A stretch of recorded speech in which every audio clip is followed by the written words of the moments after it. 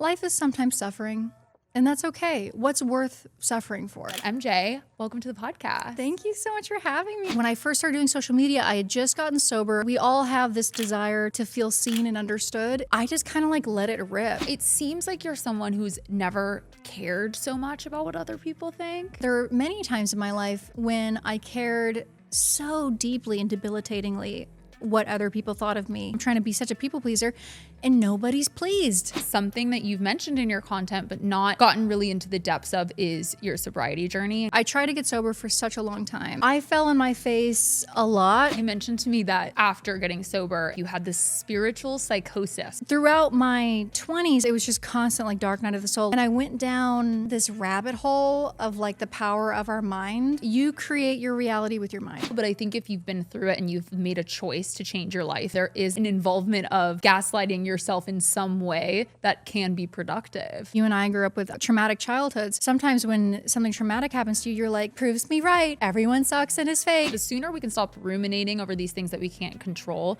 the sooner we can get to acceptance and the sooner we can just live a little bit more peacefully. I think that's my goal. Peace starts with you. You can't control the outer world. You control how you react to it. A lot of these foundations that have been built into me are not going to equal the desires I have for my life. We're all hardwired and programmed at a very young age. In order to reprogram yourself, you got to reset. The only way you can factor reset is by being straight up delusional.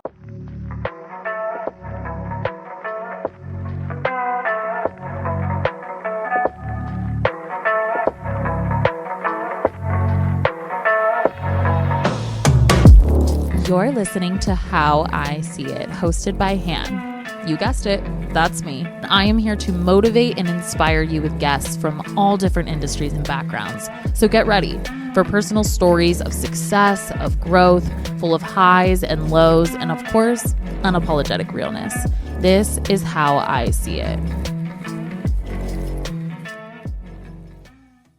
Okay, you guys, I am so excited to introduce MJ Gray to the podcast. She's a creator and the podcast host Maneater. I have been following her for a bit now, so I actually am really, really excited for you guys to hear more of her story. So we're going to talk dating, we're going to talk men, we're going to talk healing, so brace yourselves. But MJ, welcome to the podcast. Thank you so much for having me. I'm so excited. I'm so excited. I feel like it's been a long time coming of us just like DMing. I've followed you for so long. You know, when you feel like you've known someone for a while, but you've actually never connected in real life. That's how it feels for me right now. No, I've been following you too, so it's so nice to finally meet you. I'm so excited, and I don't remember like what it was, like what piece of content it was that like made me follow you, but quite frankly, I think it was more of just like your energy and the fact that you were just very like unapologetically you. And like a huge pillar of the podcast is the word unapologetic. Do you think you always were that way? Or is this something that you have developed over time, like this authenticity piece to who you are? A big fear of mine was pretending to be someone or something I'm not, and then like missing out on my people. Because I'm pretending to be this person that I'm not. Yeah. And I'm attracting people that are not my people. And then the people who are my people are passing me by because I'm doing this like this facade, you know? Yeah. So it was always really important to me to give myself a fighting chance of finding my people and finding my community. And I found that the best way to do that is to like find your nearest hilltop and, you know, scream at the top of your lungs who you actually are. And you know what? The courage to be disliked, because when you are authentic and you're not living your life by other people's expectations, you're going to ruffle some feathers along the way, but you are going to have a better chance at finding who your people are. I think a lot of people are scared to like be unapologetically themselves. And not only does that cause you mental health issues and you're constantly like violating your conscience and not like living in your authenticity, but also I do feel like when people do have something to say, which they always will, whether you're in front of a camera or not, they always will. You're not going to be happy with the version they're judging if it's not you. Like that is a fear of mine. Like if I'm pretending to be something I'm not and then someone is hating on me for it, it's like, ew, like that wasn't even me to begin with. Like I'm getting hate for something that's not authentic. Yeah, the juice isn't worth the squeeze. But I will say that it's easier sometimes to put on a front and have people judge that because you can separate yourself from it. And I feel like a lot of celebrities do that. Well, they'll create like these personas, like Lady Gaga did that. And then people kind of cast their judgment or attach to that. And it kind of protects who you really are. Totally.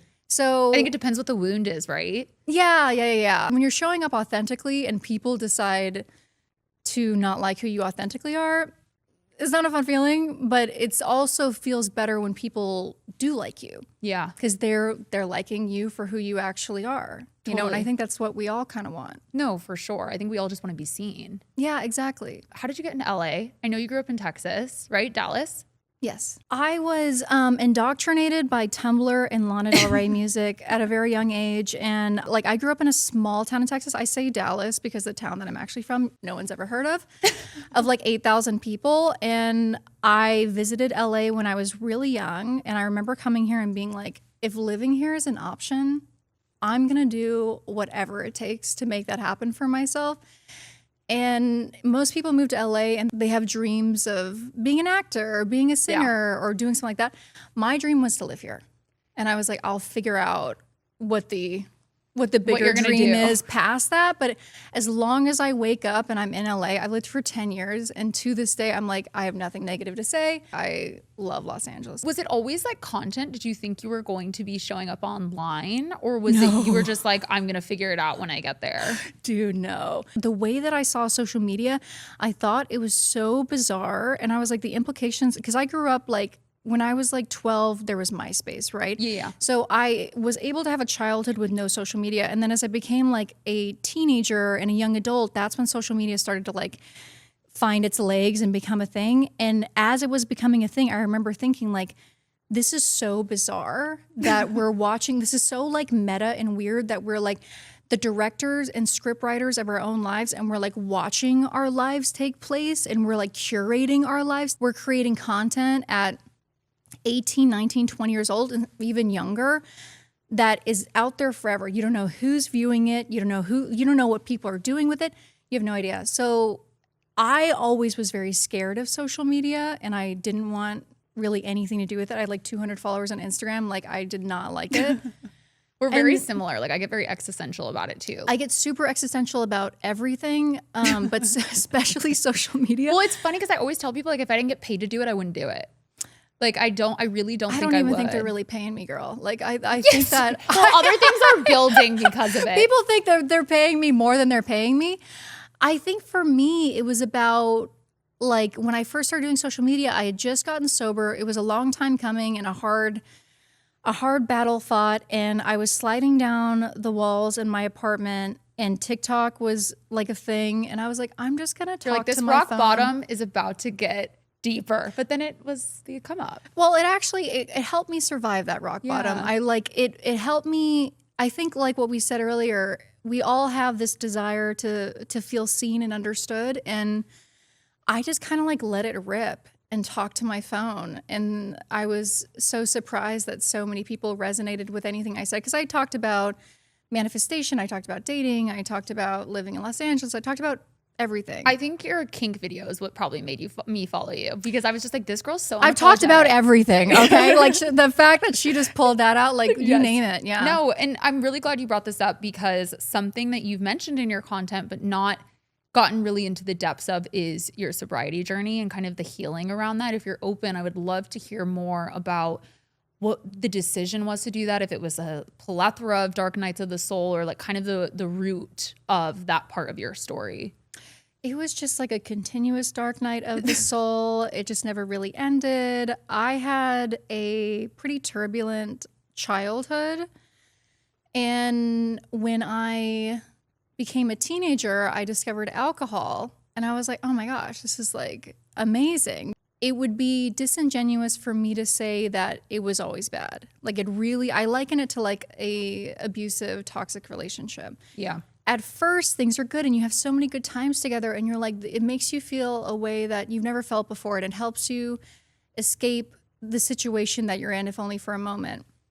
And then as time goes on, you feel stuck and you feel trapped with this thing. The good times are few and far between and it is hurting you more than it's helping you. And it's hard to separate yourself from it because you're so reliant on it. You're so dependent on it. And like, so many pillars of your life and your personality has been built on this foundation of sand.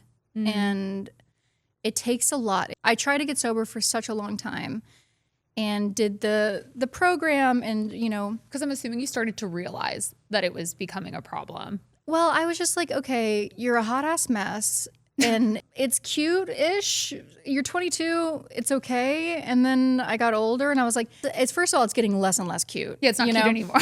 It's getting less cute. And I think it's really not going to be cute when I'm 32 or 42. And I'm really going to regret not giving myself and my life a chance. Yeah. There was a time when I was lying to myself and I was like, I can be like Bukowski and I can be like this like horrible alcoholic, by the way, horrible person. Why would I even want to be like someone like that? But I like really romanticize addicts and I'm like, I can be like this alcoholic and still do amazing, profound things and just be like this tortured, misunderstood genius. And as the years went on, I was like, that's not going to happen, baby girl. It's not looking like that. So you kind of... Well, because wouldn't that be easy, right? Like if it actually was romantic to be No, thank God tortured it didn't work out. Yes. Thank God I never got rewarded even remotely for that behavior. Like life was like shutting doors in my faces that otherwise should be open. And at no point was I ever rewarded for that behavior. And thank God that I never was, because then I think it would have been even harder to walk away from it. No, totally. But I still think even in these like tortured artist moments, because I do think there is this common thread of people, I'll say like us, like very existential, that do look up to like the tortured musicians and the poets and the writers. And they're like, well, that's cool. And it's almost like an easy way out of like looking at some of that stuff. When you went sober officially, was that revealed to you, like the thing that you were trying to numb? Yeah, I think when you're an addict, the addiction just changes form, and it's like a long journey of unpacking who you are and having different shadow parts of yourself being revealed through more trauma, and it's so important. And I think that it reveals a lot to me about myself. And in that way, I'm really grateful to be an addict. We all have things that we use to cope. Life is uncomfortable. We come out of our mothers screaming for good reason. It's just like, what the hell is this? I think it is what you make it. But in a lot of ways, it's uncomfortable, and all of us cling to something. Some things I think more destructive than others. And I think it's important not to swim against the current and just kind of be like, life is sometimes suffering, and that's okay. What's worth suffering for? Well, that's the hardest thing to accept, I think, right? I just wrote a piece on Substack about like accepting the gray and how hard it's been for me, like almost like unbearable to like sit in not having control, but also not having black and white. You sitting in the water reminded me of like, is it Siddhartha at the end of the book where he has to like sit in the stream and it's just going and he has to like accept? I think if you can somehow get comfortable in just accepting that it is not going to be comfortable and this is just a part of the human experience, I think we can feel a little bit more at peace. Yeah, and not like, again, fighting that. I think I heard recently that we have this expectation to always be happy, and that's why we're unhappy. It's about deciding what's worth suffering for. Like what is worth suffering for? And that is ultimately what you should pursue. No, totally. I love that you said it like that too, because I think something I say here a lot is like a lot of my depression and anxiety was valid. I think it was a result of the tumultuous childhood I went through and growing up with an abusive parent and just the trauma on the trauma of the things that were happening. But also, at what point am I just perpetuating my own misery? Like, I think it hits a certain point where you look in the mirror and you're like, what the fuck am I doing? Like, am I going to like change the course? Like, am I going to take the steering wheel, or am I going to keep perpetuating the things that have happened? And I do think part of that is just like surrendering to the fact that it's not going to always be joyful all the time, and that you got to be able to navigate that. Yeah, it is what it is, and it was what it was. I think especially when you're in your 20s, it's okay. Like, feel sorry for yourself a little bit. If you went through some shit, like, feel your feelings. Feel your feelings. Always feel your feelings. If you want to victimize yourself a little bit, you could do that. I think for me, at least, it got to a certain point in my life where I was like, damn, that traumatic childhood was kind of a long time ago. And that doesn't make it okay. And it doesn't mean that the things that happened to me, I deserved, or that, but you kind of get older and you're like, are there any villains here? Or like, you get to a point where you're like, life is hard, and things happen. And now I am blessed to have the things I have. I'm a fully functioning adult, and you have to take like accountability for your own life. And getting sober for me was one way that I try to do that. Wow. I mean, I think it takes a lot of courage to do something like that too. I mean, it sounds like it was a lot of like getting up and trying again and trying again. Like, how do you feel like you didn't beat yourself up and bully yourself in the moments where you did mess up or you didn't fully go sober? Because I know you mentioned you relapsed a few times, right? Yeah. Well, I did beat Or not like major relapse, but you were trying to go sober. Well, I was cushioning it for you. no need. I mean, I'm like, don't cushion it. I want everyone to know how like terrible that was. But She's unapologetic. there are people out there who follow me, and what I say resonates with them.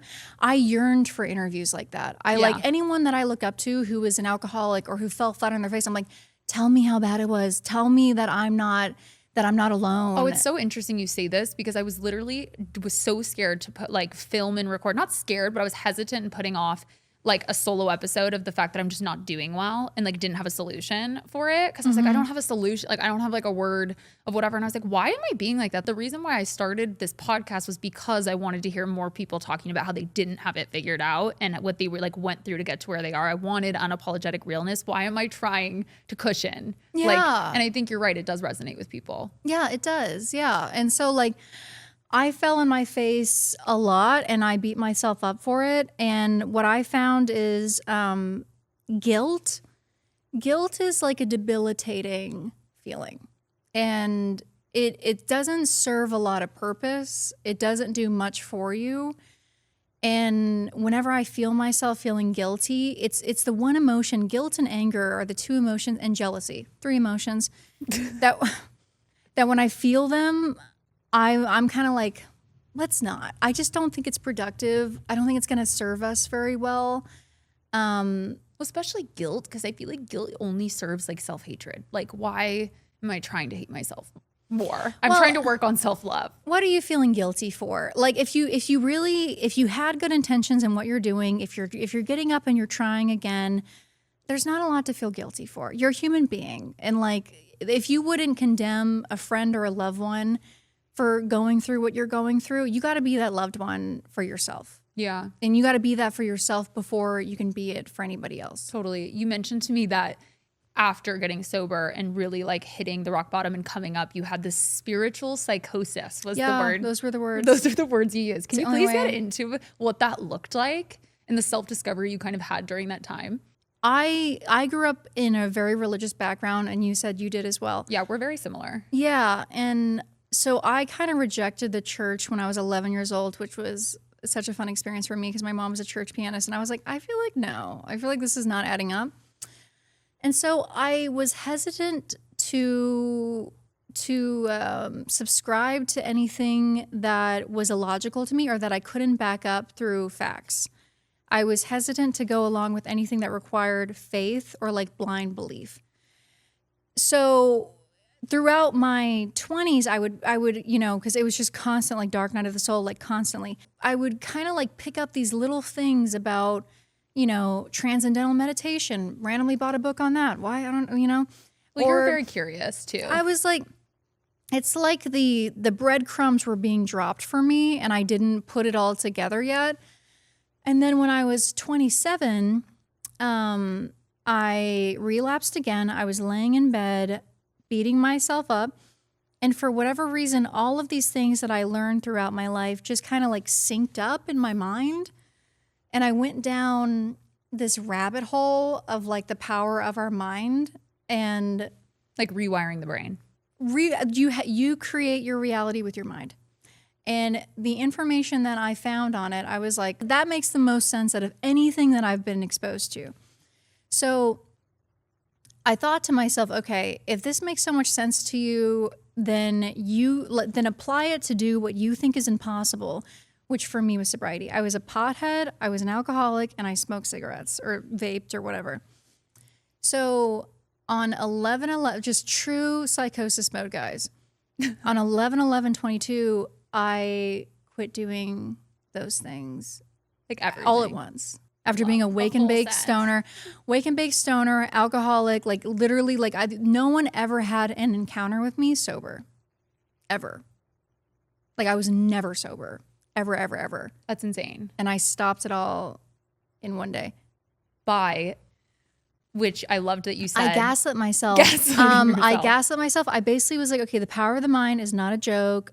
I am going to gaslight myself into believing that I don't like alcohol. And I'm not saying you should do this. Do the program. Like, if you are struggling with sobriety, I'm not saying that this is the end all be all way to get sober. What worked for you? It's just what happened for me. I convinced myself I don't like alcohol. I haven't drank very much in my life. I don't like the taste of alcohol. I don't like the feeling of being out of control. I don't like the way weed makes me feel. I don't like the way that being intoxicated makes me feel. And I never have. And it worked. I mean, it'll be 4 years in November. Congratulations. That's so Thank impressive. you. And I really resonate, not in the sense of like that being my vice, but I do think that a lot of the work I had to do in regard to rewiring the brain was like, I grew up, one of my parents is a narcissist. So like, I think when a parental figure is like that, you pick up a lot of the way they handle the world. And so a lot of my toxic stuff was like kind of narcissistic coded, because like, that's how you solve your problems. That's how you communicate. That's how you exist with other people. And so I had to, like, for a couple years actively, like every time I had a reaction, I had to kind of gaslight myself and be like, what you're thinking is not real and it's not right. And you have to do the thing you have to do. And it was very hard, but it worked. It completely worked. And it's why I believe so strongly in rewiring our thoughts, not just because it's scientifically proven, but because it worked for me as well. And I think people hear that and they're like, they don't follow. But I think if you've been through it and you've made a choice to change your life in some way, shape, or form, there is an involvement of gaslighting yourself in some way that can be productive. You have to be delusional. Yeah. Like straight up delusional. And I think people hear that and they're like, yeah, haha. And it's like, no, girl. Unless people think that you are delusional, you're not doing it right. Well, I think it feels delusional, because if something has been your reality for so long and it's ingrained in who you are, like just because something is ingrained in you from birth doesn't mean it's right.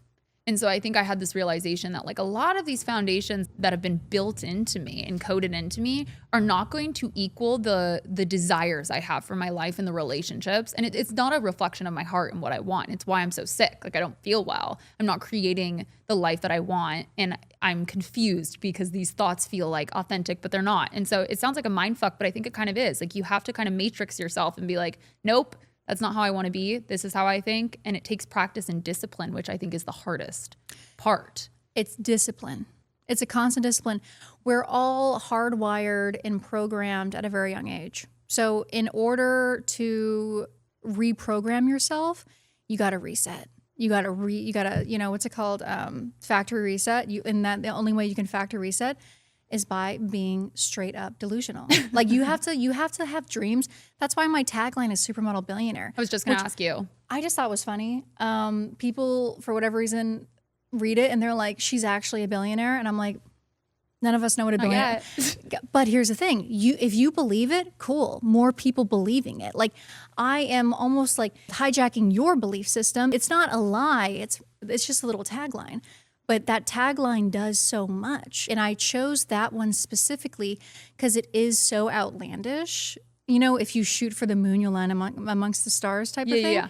I wanted something that was so bold that it upset people. You know what I mean? Like, it should upset you. Like, if you're asking me, like, how do you think you're going to do that?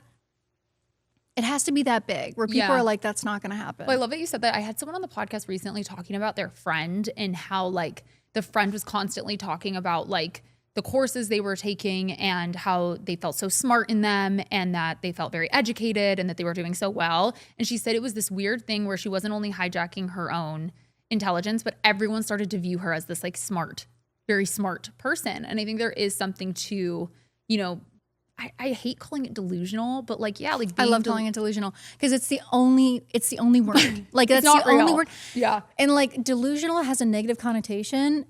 Good, because you're doing something that the majority of people are too afraid to do.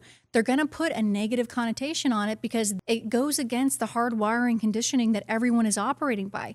And good, you want to be like the little fish swimming against the stream with all the other fishes.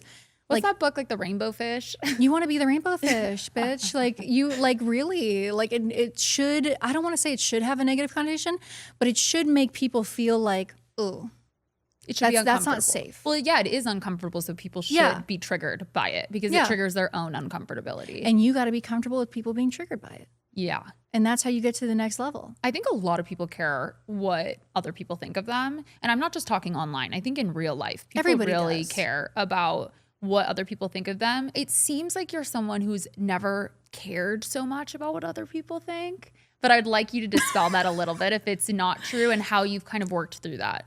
I love that seems to be the consensus. Well, you're very confident. So I think confidence is associated with not caring about what people think. And maybe that's not true. There were many times in my life when I cared so deeply and debilitatingly what other people thought of me. And I tried so hard to conform. I tried so hard to be likable. And the more I tried, the less it worked. So I was like, why am I'm trying to be these things that I'm not. I'm trying to conform, and I care so much about what people think. I'm trying to be such a people pleaser, and nobody's pleased. So I'm not very good at this, and it's taking a lot of energy from me. And I just got to a point where I was like, okay, that just doesn't work. And I think everyone cares what other people think of them. I got to the point where I was like, it's not very productive. Like if I was a people pleaser and people were pleased, I'd be like, okay, yeah, like, okay, sure. This is satisfying. You know what I mean? But it's like the more I try to conform, the more people would be like, you look dumb. We can tell you're trying to conform right now. And it's kind of embarrassing because you're not doing it. The reality is no one's ever pleased. No one's ever pleased. We're never content. Why am I bending over backwards to do something that is not working? I think it really stems from loving yourself. Like, I just really fuck with myself heavy. Does that mean that I'm perfect? No. Does it mean that I don't have insecurities and like constantly? But I also know that I'm not unique in that. And there's no one that I can be but myself. I have to wake up every morning and look at myself, and like I have to go to bed every night with my thoughts. Yeah. And I'm gonna water the lawn that I have and not look at the grass next door. Like, it just is what it is. And people aren't gonna like me, but they would not like me even if I was not being me. Well, I think acceptance is probably like the hardest part of the human condition, is just like accepting, not just that you can't control, but just like acceptance in things. And I think I've had a lot of that recently where I'm just like, this is just how it is. Like, the sooner we can stop ruminating over these things that we can't control, the sooner we can get to acceptance, and the sooner we can just live a little bit more peacefully. I think that's my goal, is like, I just want to like live a little bit more peacefully. I want to like be able to sit in the middle where highs and lows are on both sides of that line and be able to like navigate and do the things I care about. I think that's a great life, but it's hard. It's very hard to do that. And to get Buddhist with you, peace starts with you. You can't control the outer world. You control how you react to it. Yeah. Well, and I think that's what it was coming to me when you're talking. It's like, at what point are you just sick of your own shit? Like, just stop ruminating and like live in what you have, love what you have, be who you are. And like, I think that stuff starts to fade away a little bit, starts to lose its charge. What can you control? Control is an illusion. So honestly, there's very little you can control. What can you work on improving? What's worth your time and energy on improving? And what do you just need to accept? And that's it. I love that. Accept what you need to accept. And I think it gets easier to do that as you get older. And that's why the older I get, I'm like, thank God. Yeah. Thank God I don't live in a hell in my own mind anymore. Like, no, less and less, you know? It's crazy. Like, I do think as you get older, it sounds so dumb. I think I said it to you on the phone when we were talking. Like, I hate that I'm at an age now where like I remember like hearing the adults say the things I'm now saying. And I'm like, okay, yeah, like things do get lighter. They get a little bit easier once you stop ruminating on it. It doesn't mean it's not valid. It's just like you start to like grieve and move and accept, and life gets a little bit, life's never going to be easy, but it does get easier to carry a lot of this stuff. And it's all valid. Like, a 20-year-old, you've been alive for 20 years.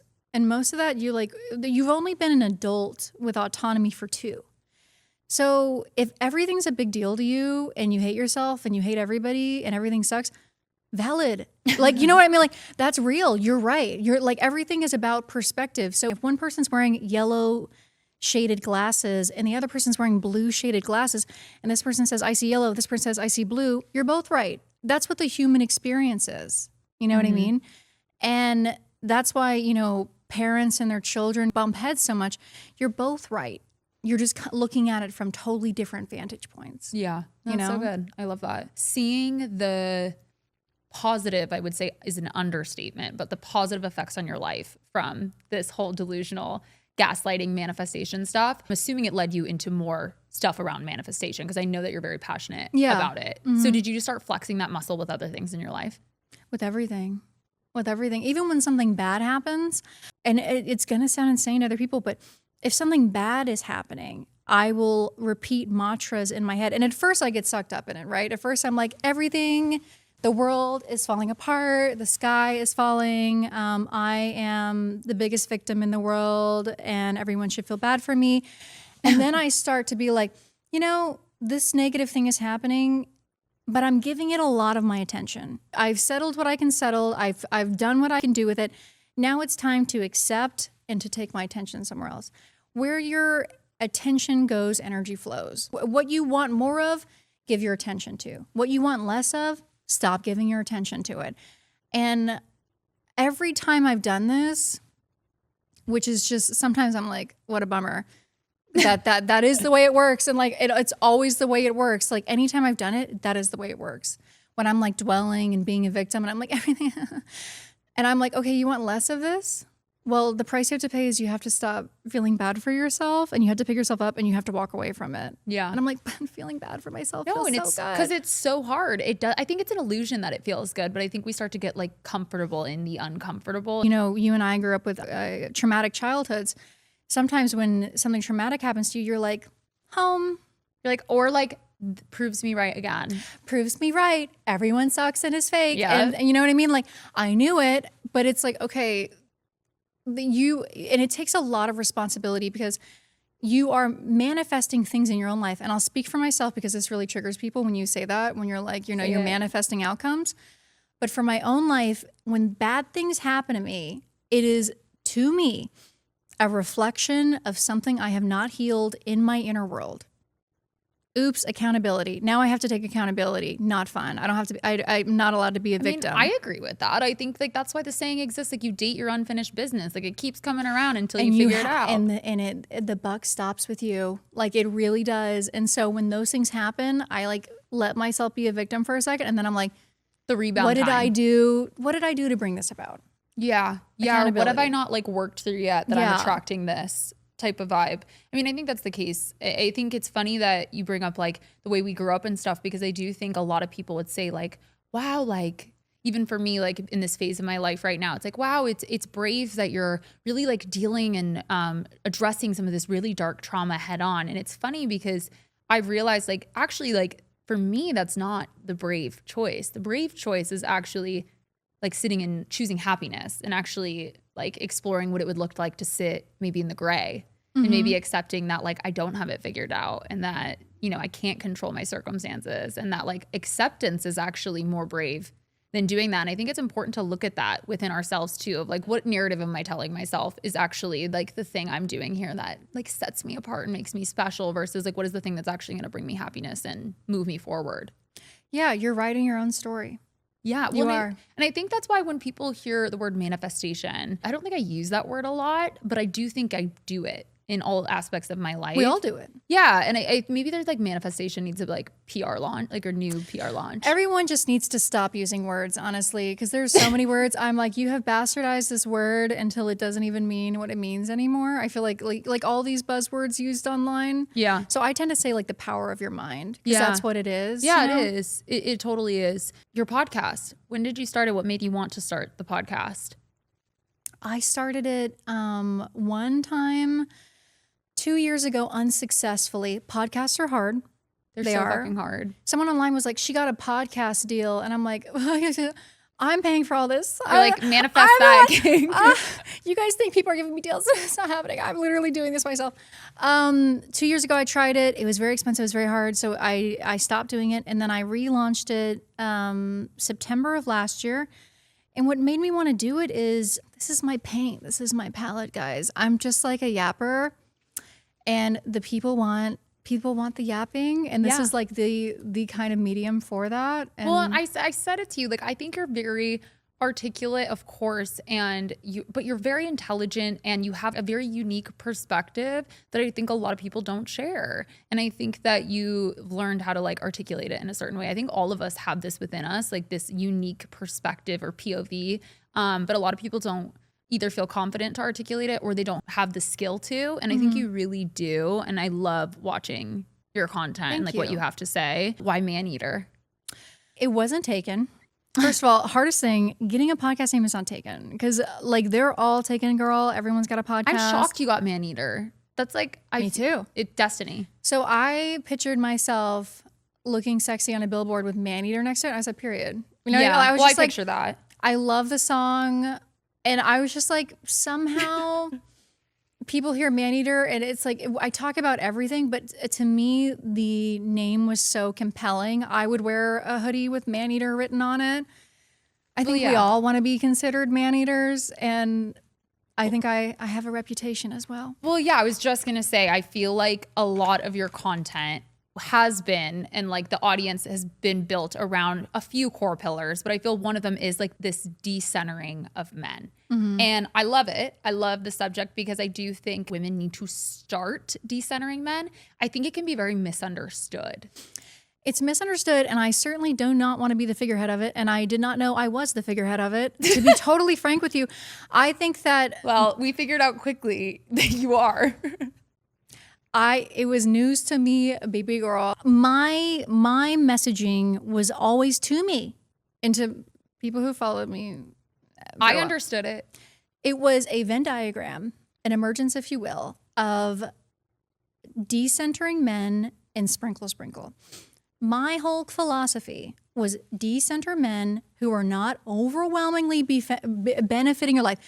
Because too often do I see women feel like relationships and marriage are check boxes that they need to check off to feel like they lived a fulfilling life or to feel like they have value as people. I say no. That is not the way you should be approaching it. That's an archaic way of approaching life. If you are engaging with men, which has so many risks, so many ways that it can throw you off, so many liabilities, if you're going to introduce a man who I think is a net liability just from the start, they need to be proving themselves to be an asset in your life. I always say this, and I feel like people think that I'm being cynical, and I think that just shows how much rewiring we need to do as women around this, because I 100% agree with you. I love men. I don't hate men. And I've said that in so many videos, but whatever, guys. I've literally... I'm just gonna clip it over and over. It overtly. I had to say it like, I don't hate men. I've said that in so many videos, and I still got crowned the queen man hater. I know. And I think it's because I think women really need to be the ones to understand it, is like, you can love men and still make a decision to decenter them. And I think, we could go on a whole tangent about this, like at such a young age, how it starts with attaching our value to marriage and all of that. And I think that's what you're saying. I've always said, like, relationships are more than love. Someone needs to be bringing value to your life. Well, men, if we're just going to look at the statistics, guys, net liability, like engaging with men as a woman is a huge risk in terms of pregnancy, in terms of safety, in terms of, women have this clock arbitrarily assigned to them due to society that men do not have.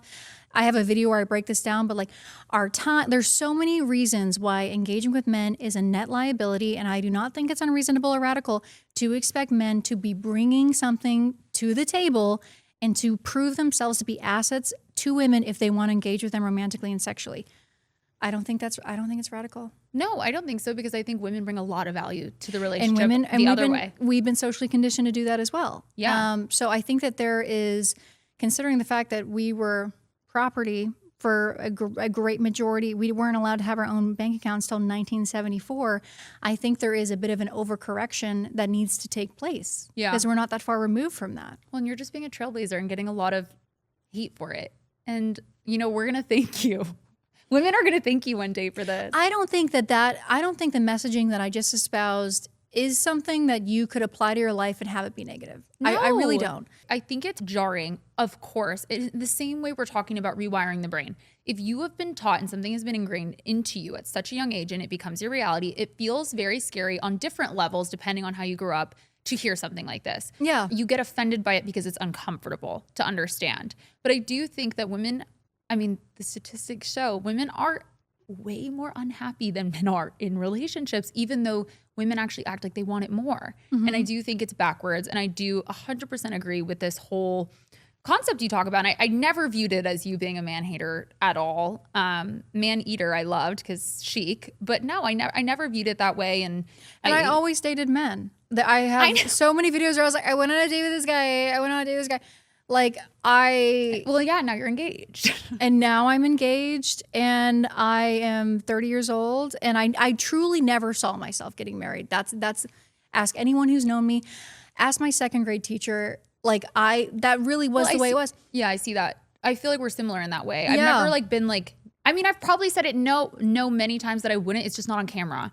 And I think like that's the weird thing about this whole like hate, that's not hate, but like it's hate. This bullying of you recently with getting engaged is like people have kept you in a box based on something you've said. And I think that's actually pretty insane. I think it's actually the problem we're talking about is people have kept women in boxes. You can't change your mind. You can't evolve. You can't meet someone new and then change your mind. Like it's interesting the perimeters we put on people. Yeah, and I was expecting people, because I mean, I make content about everything. There's so many different things that I make content about.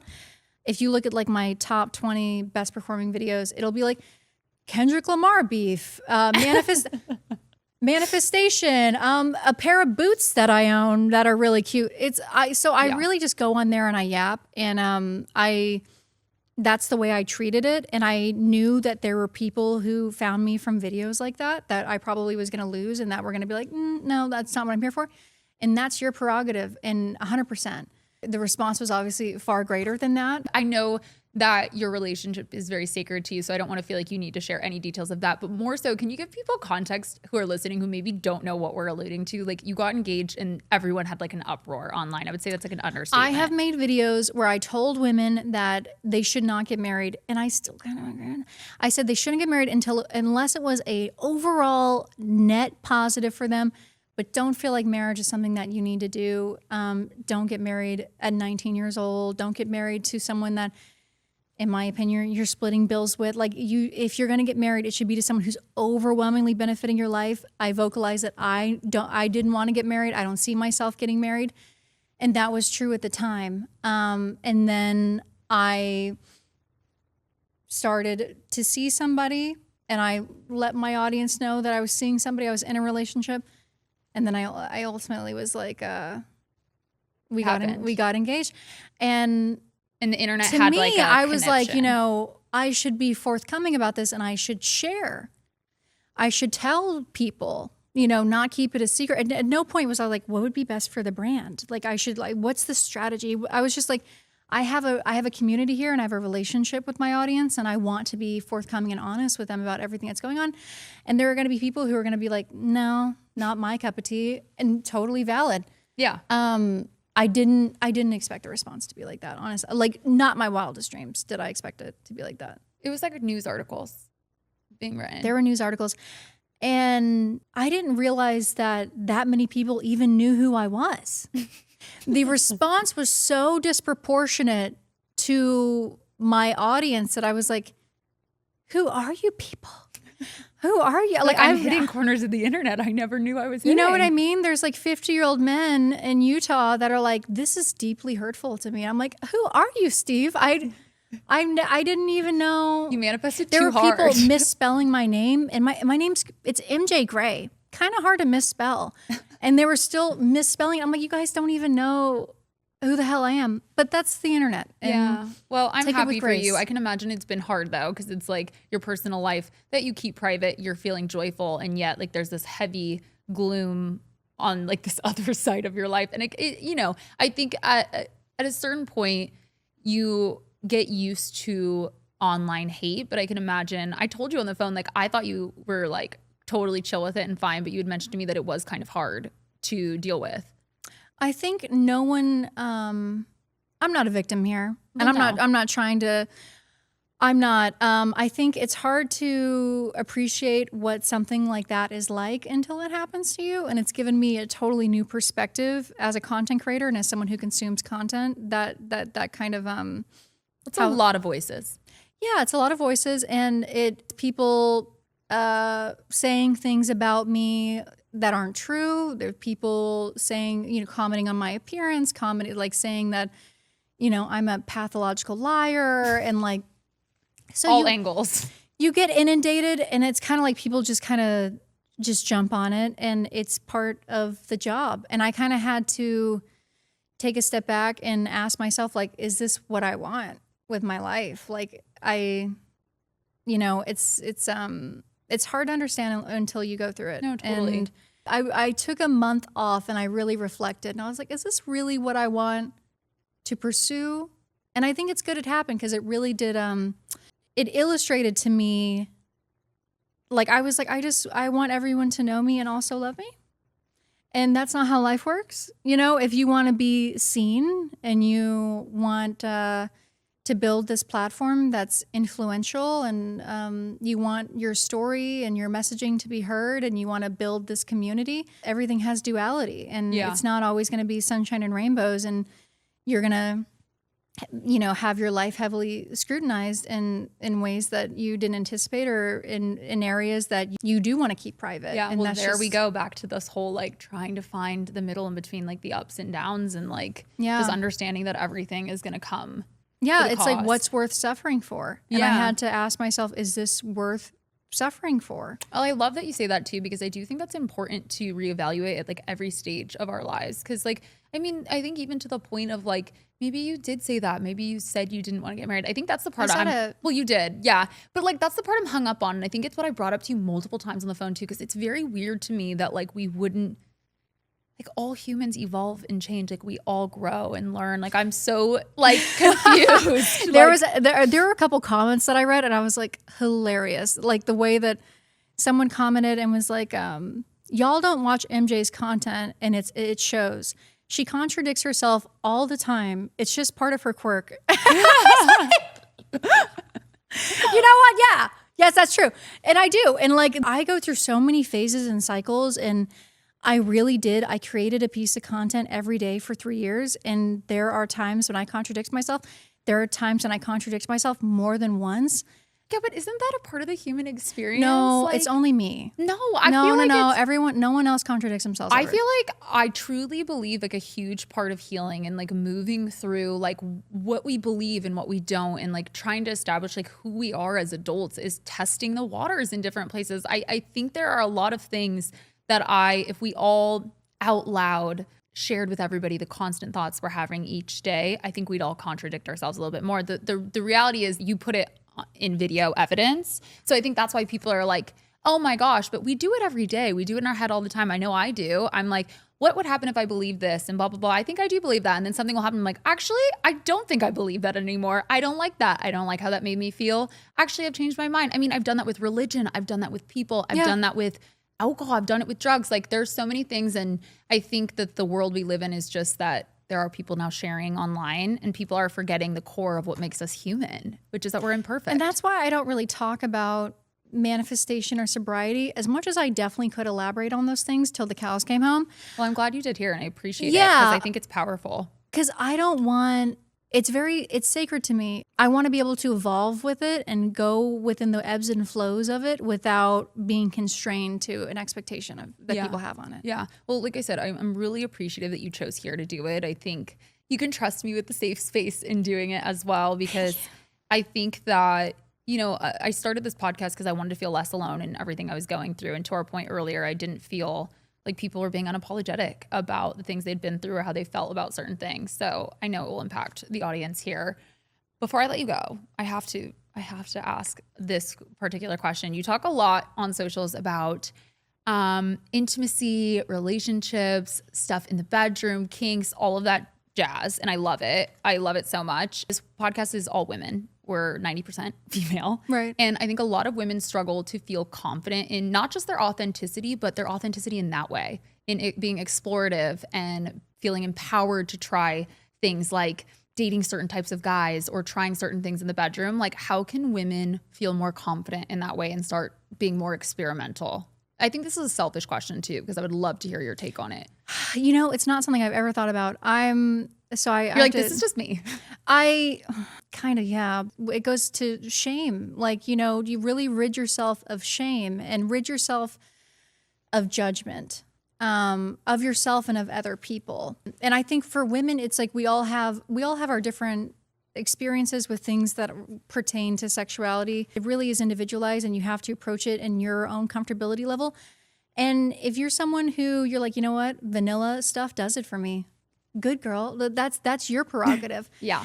If you're someone who you're like, I want to lock someone in a dog cage and that does it for me, great. I think we have to be more liberated in how we approach sex. And we also have to have less shame and judgment around it. Yeah. And be open with each other about our sexuality and about our curiosities and what we like and don't like, and give yourself permission to try things. And then you can try something and have it ultimately not be for you, and that's okay. That's part of the human experience. Yeah, I think it's like reframing it all too, because it was so interesting. So my assistant is much younger than me, and she is so, without divulging her personal details, she is so like confident. Like if she doesn't like something or she no longer wants to engage in an intimate moment, she will just like say it. Yes, and that's very important. And I'm like, that is like so interesting for me to hear in a good way, in the sense of like, me and my friends will have conversations, and I'm almost 30, I'm 29. And we all have the same experience of feeling like,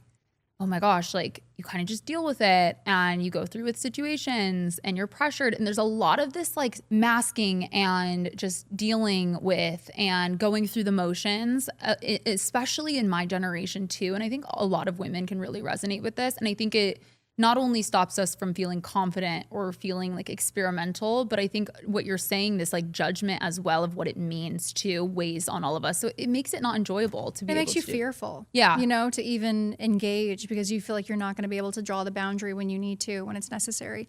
And I think that, yeah, exactly. You need to be able to set boundaries. I think the more confident you are in your ability to set boundaries, the more liberated you're going to feel in exploring different sexual things. Yeah. Well, and I think to your point, like revisiting, like, what is this thing? Like, what is this act? Like, what is the judgment I have of it? And what is my like part in it? Because I do think, I mean, at least speaking personally, like growing up in a religious household as well too, like it's like I'm a woman and I grew up super Christian, and I have all of these preconceived notions of sex, and also I'm a woman in this society. So I think it's like unmasking, to your point, this judgment we have around this act, and then flipping it and being like, well, what do I actually want?